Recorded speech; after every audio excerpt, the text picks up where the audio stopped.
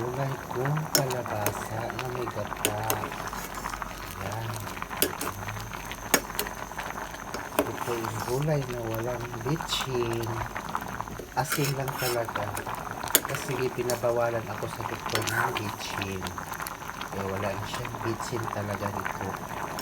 Kusang lasap talaga ng gulay ang malalasap nito.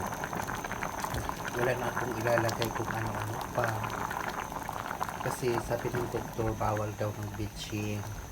Kaya ayan, sinusunod ko kay para sa kabutihan ng ating katawan.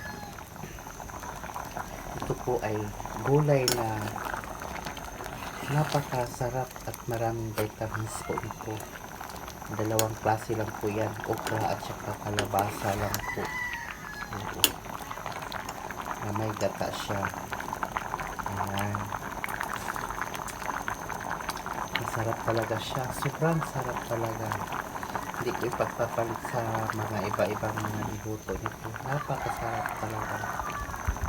Wala yung bitchin at wala pang ano yan. Yun lang talaga ang ano. Thank you for watching.